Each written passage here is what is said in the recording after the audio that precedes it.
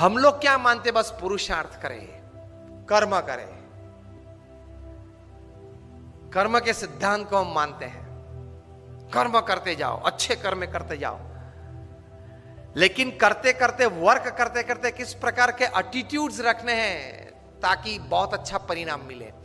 तो प्रमुख स्वामी के जीवन में वर्क रिलेटेड एटीट्यूड में सक्सेस के लिए पहला एटीट्यूड था, वे कहा करते थे, उनके ही शब्द में आपको कहूं, वे बोलते थे कि अगर हमको ये विचार आया कि ये काम मैं 2 सेकंड के बाद करूंगा तो वो लेजीनेस एंड प्रोक्रेस्टिनेशन है।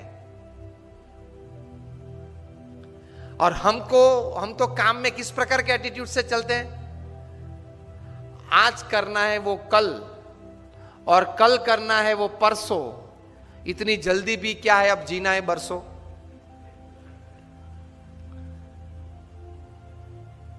कल का आज नहीं, आज का अभी। That is the first attitude in work. Only then you will be able to do great works.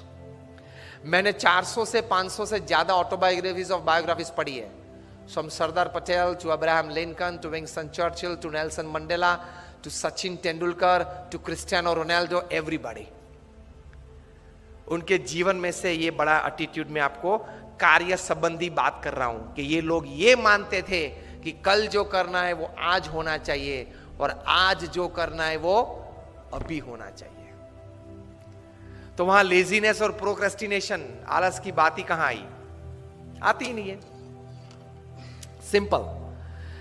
दूसरी बात, क्योंकि प्रमुख स्वामी महाराज को हमने ये देखा है, कोयम्बतूर के रेलवे स्टेशन पे रात को 12 बजे ट्रेन 15-20 मिनट लेट थी, प्रमुख स्वामी महाराज का पत्र निकालो, हम पत्र लिख लेते हैं। 2-3 पत्र के उत्तर वहां लिख लिए रेलवे स्टेशन पे 70s में। मुंबई में डेंटिस्ट की अपॉइंटमेंट थी, वहां गए, अपॉइंटमेंट ठीक तरह से तैयार की गई थी ताकि उनको बैठना ना पड़े वेटिंग में। फिर भी अगला वाला जो पेशेंट था उसमें कुछ ज्यादा टाइम देना पड़ा डेंटिस्ट को। तो प्रमुख स्वामी तो वहां पहुंच गए जो समय था। डेंटिस्ट ने कहा स्वामी जी 2 मिनट। स्वामी ने बोला be comfortable, treat that patient properly, I am sitting. कि स्वामी जी सिर्फ 2 मिनट। डेंटिस्ट अंदर गए, प्रमुख स्वामी ने अटेंडेंट सेक्रेटरी को बताया कि पत्र निकालो, पढ़ लेते हैं। तो स्वामी अभी 2 मिनट में अंदर ही जाना है। स्वामी के 2 मिनट में पढ़ लेंगे, और एक्चुअली 1.5 मिनट में अंदर जाना ही हुआ। 1.5 मिनट में उन्होंने 2 पत्र पढ़ लिए, और खड़े होते होते दोनों पत्र के उत्तर अपने सेक्रेटरी को बता दिए कि ये लिख देना, मैं साइन कर दूंगा। 2 पत्र पूरे कर दिए डेंटिस्ट के अपॉइंटमेंट में, वेटिंग में। और अगर हम उस वक्त बैठे होते तो इतना ही होता है। वेटिंग में बैठे हैं तो दिस इज द पोस्चर। कौन आता है, कौन जाता है, कौन खड़ा है, किसने क्या कपड़े पहने, यही चलता है वेटिंग में। Such great personalities, they use the milliseconds of time, and we don't use hours and days of time. So for attitude towards work, use of time. ये काम मैं 2 सेकंड के बाद करूं, ये विचार आए तो भी वो लेजीनेस है, प्रोक्रेस्टिनेशन है। ये पहला attitude.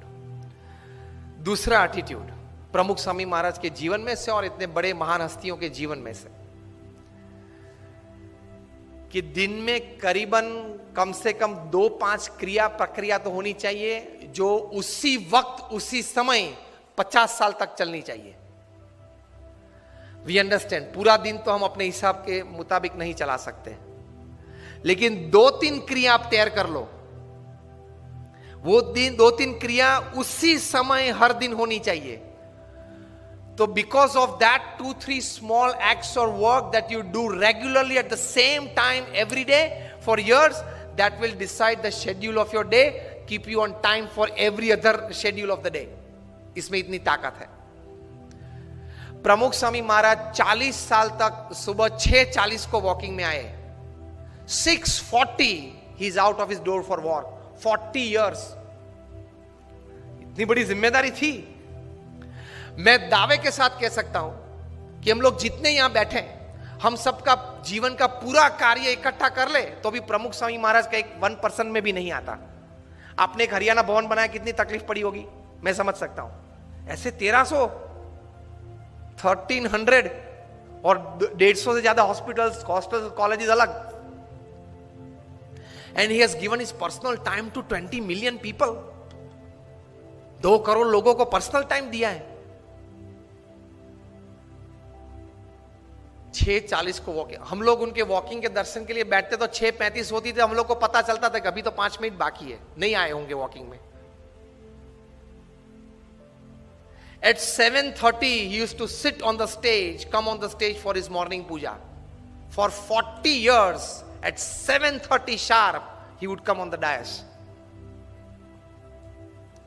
These are great personalities. Attitudes towards work, of keeping time at least in 2 or 3 acts of your life of the day. तो बाकी की शेड्यूल दिन की उसमें से सेट और स्टेबल हो जाएंगे. सेट और स्टेबल हो जाते हैं. तो उनके जीवन में ये था. फिर व्यक्तिगत जीवन में एक एटीट्यूड था. बहुत बार वे ये बात करते थे और मैंने बोला ना कि ऐसी बड़ी बायोग्राफीज में भी आपको मिलेगा. ही यूज्ड टू से, जीवन में अगर कम खाएंगे तो शरीर अच्छा रहेगा और गम खाएंगे तो मन अच्छा रहेगा. प्रमुख स्वामी महाराज के जितने सम्मान हुए ना, बड़ी अमेरिका में 40 से ज्यादा की टू द सिटीज उनको मिली है. ब्रिटेन पार्लियामेंट में स्टैंडिंग ओवेशन के साथ उनका सम्मान हुआ था. कनाडा की पार्लियामेंट में 550 एमपीज ने स्टैंडिंग ओवेशन के साथ उनका सम्मान किया था. व्हाइट हाउस पे एक इंडियन फ्लैग और अमेरिकन फ्लैग लगाया गया था 24 घंटे के लिए. और रोनाल्ड रेगन जब प्रेसिडेंट थे, उनके रिप्रेजेंटेटिव आके प्रमुख स्वामी महाराज को बड़े ऐसे सभागृह में हजारों लोगों के बीच ये सम्मान किया था. वो दोनों फ्लैग देके कि this two were specially hosted on the White House for you.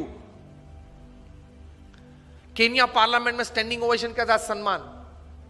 इतने बड़े सम्मान के साथ उनके बहुत बुरे अपमान भी हमने देखे हैं.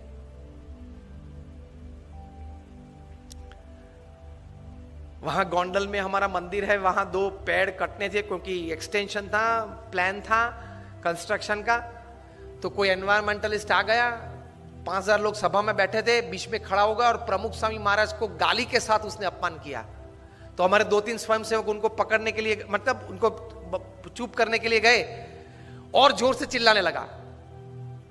प्रमुख स्वामी ने उनको आगे बुलाया और बोले कि आपको क्या कहना है. अरे आपने ये 2 पेड़ काट दिए, ये एनवायरमेंट की दृष्टि से बराबर नहीं है. प्रमुख स्वामी शांति से उनको समझाते थे. 5000 लोग बैठे थे कि देखो हमारी एक्सटेंशन प्लान था इसलिए हमने काटा. वैसे नर्मदा के किनारे गुजरात में हमने 1 लाख से ज्यादा वृक्ष वहां तैयार किए हैं. अक्षरधाम गांधीनगर में 25,000 से ज्यादा है. वो कुछ सुनने के लिए तैयार नहीं था. 2 बार बोल गया, फिर वहां से चल निकला. प्रमुख स्वामी ने 2 वॉलंटियर्स को कहा कि उनके साथ रहना और जब तक वो बाहर जाए तब तक उनके साथ रहना, क्योंकि वे जानते थे कि शायद उसको मार भी दे. प्रमुख स्वामी ने दोनों वॉलंटियर्स को कहा कि उनको किचन में ले जाओ और भोजन करवा के बाद आप दरवाजे तक उनके साथ जाना. तो ऐसी अपमानित परिस्थिति में भी हमने उनको स्थिर देखा है. तो वो जो बोलते थे वो सही था. अगर गम खाएंगे मतलब बड़ा मन रखेंगे. किसी ने कुछ बोल दिया तो उस वक्त वो शब्द पे ज्यादा मेरा अपमान कर दिया, ये गलत बोल दिया, ये बोलना नहीं था, इस प्रकार की सोच नहीं रखेंगे. बोल दिया, अनजाने में बोल दिया. In an ignorant state of mind he said, so what. So he could digest. और हमारा मन तो कितना निर्बल है. कोई रिसेप्शन में या प्रसंग में जाके फिर वापस घर आते तो चर्चा क्या होती है देख लेना. वो आया था, वो नहीं आया था, वो लेट आया था, वो खाने के वक्त आया था, उसने मेरे सामने देखा लेकिन स्माइल नहीं किया. मुझे उससे मिलने की इच्छा थी लेकिन उसके चेहरे पे एटीट्यूड अच्छा नहीं था, उसने ये पहना था नहीं पहना था. 2 घंटे तक फंक्शन के बाद घर में यही चर्चा होती है सबके घर में. यस और नो. वे आए थे, वे नहीं आए थे, उसके लिए आप फंक्शन में गए थे. Half of the time we don't know what we are doing. 50% जीवन तो यूं ही पानी में चला जाता है. हमको कॉन्शियस स्टेट में पता ही नहीं है कि हम क्या कर रहे हैं. बारात निकलती है तो तीसरे मंजिले पे खड़े खड़े, सुबह में एक तो देरी से उठा है, 10 बज गए हैं तो भी ब्रश करते करते वहां थूक रहा है, स्वच्छ भारत प्रोजेक्ट बिगाड़ रहा है प्रधानमंत्री श्री का, और फिर अंदर आके बोलेगा बारात 20 मिनट तक देखी, दोनों जम नहीं रहे। तो दोनों को जमाने की जिम्मेदारी तेरी थी, और अगर नहीं जमा और कुछ हुआ तो एक की जिम्मेदारी तेरे पे आने वाली है। एटीट्यूड्स हमारे बहुत चीप हो गए। तो मन जरा दृढ़ रखना, accept and welcome wrong attitudes and insults in life. देख तो लो, चेक तो कर लो आप इमोशनली कितने स्ट्रांग है, इमोशनली आप कितने स्ट्रांग है। चेक कब होगा? जब आपका किसी ने अपमान किया, जब आप प्रतिष्ठित हो और पोजीशन पे हो, आप अथॉरिटी हो, फिर भी आपकी मनमानी के विरुद्ध कोई अगर ओपिनियन दे, और वो भी मीटिंग में दे, और मीटिंग में सब मेंबर्स उनको सपोर्ट करे, whether it is pre planned और spontaneous, that is also different story. उस वक्त आपकी अंदर की हालत कैसी बनती है वो आपके एटीट्यूड पे निर्भर होगा। If my opinion works, I am happy to work. If my opinion does not work, somebody else's opinion prevails, I am more happy to work.